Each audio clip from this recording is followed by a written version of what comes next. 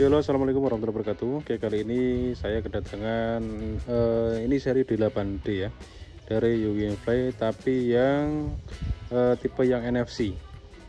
Dari modelnya sama dengan D8D yang biasa, cuma ini bedanya cuma harganya cuma selisih 100 ribuan. Jadi tetap ekonomis di harga 35 sampai dengan 37. Tapi kalau misalkan tergantung dari outletnya sendiri, kalau dari tokonya sendiri bisa dinego, itu bisa dapat 34, seperti yang unit di depan saya ini didapat dengan harga 3,4 juta. Oke, langsung aja kita akan review seperti apa. Oke, dari bagian atasnya sini, bagian atas ini sama persis ya dengan D8D yang biasa, modelnya hexagon. Lalu seperti biasa untuk di depan emblemnya sama, dan emblemnya seperti stiker hologram ya. Jadi ini kayak tempelan gitu. Nah, ini kan kelihatan ini anunya apa? Stikernya. Oke. Di bagian headlamp depannya sama persis dengan tipe D8S, D8P. Dimensi sama dan lampunya sama ya, RGB. Dan di bagian bawah skoknya ini sama persis dengan D8D yang seperti biasa, tapi yang membedakan ini ada ini ya. Nah, ini ada reflektornya, tapi ini bisa dicopot ya. Oke. Tinggal diputar aja, nanti bisa dicopot. Nah, ini bisa dicopot langsung. Oke, sebentar. Oke, seperti ini ya, ini bisa dicopot. Kalau misalkan mau nggak pakai juga nggak apa-apa. Kalau yang di 8D yang biasa itu nggak ada reflektornya. Oke, nanti kita pasang ya. Oke. Lalu di bagian depannya bannya sama tubeless ya. Ini ring 10 sama. Untuk ban depan peleknya aluminium seperti biasa, semi besi. Untuk rem depan belakang ini sama disc brake ya. Yang cakram itu seri DS ya, D8S ya, atau maksudnya di yang Pro ya. Yang Pro itu biasanya pakai cakram D8P atau mungkin D7P, itu biasanya ada yang beberapa yang pakai ya.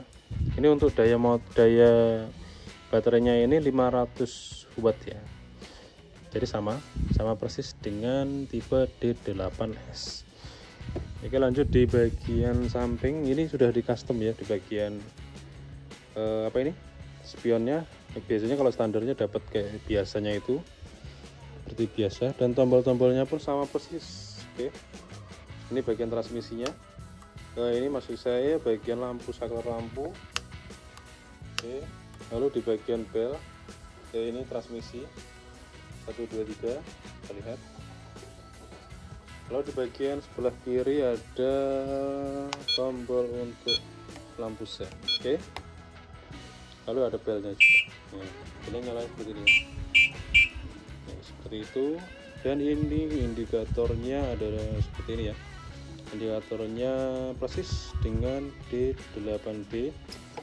Nah, ini harus dipencet rem dulu baru mode standby. Mode ready ini biasanya langsung digas. Oke, dan ini odometernya, ini baterai, jangan lupa.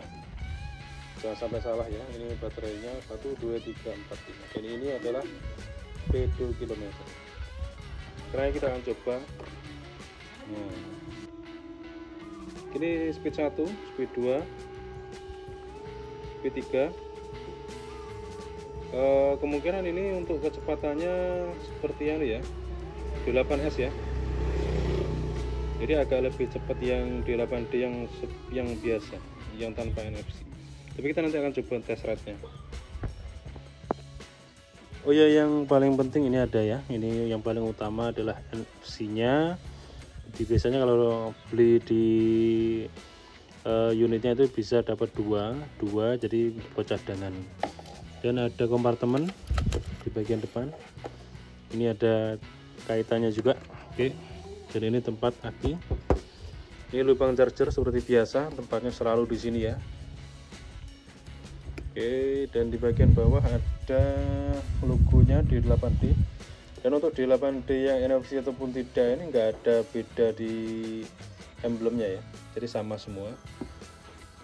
Yang membedakan paling apa ya, kalau kita lihat sepintas itu bagian depan tadi yang reflektor biasanya.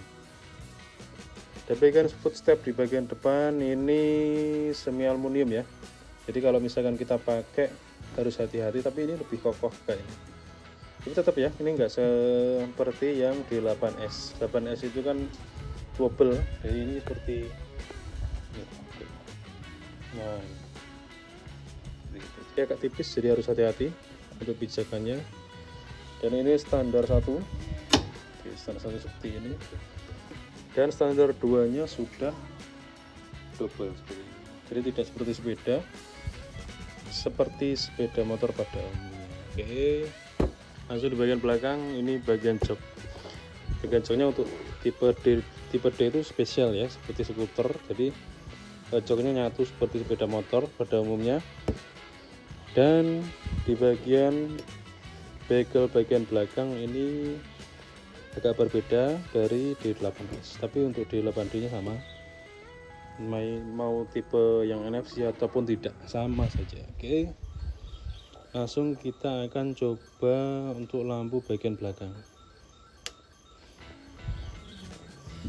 Di lampunya sama ya, persis sekali dengan tidak ada beda. Oke, tapi satu hal yang bisa membedakan sekali adalah di bagian footstep bagian belakang. Footstep bagian belakang ini seperti dilapisi dengan plastik, tapi dalamnya ini ini ada lempengan besinya, jadi agak kokoh. Cuma tetap kalau tertabrak ini bisa pecah, jadi harus hati-hati. Kalau di 8D yang biasa itu kan footstepnya bagian sini kayak aluminium gitu. Oke, dan bagian ini adalah shock breaker belakang. Ini tadi tak coba, ya lumayan empuk ya.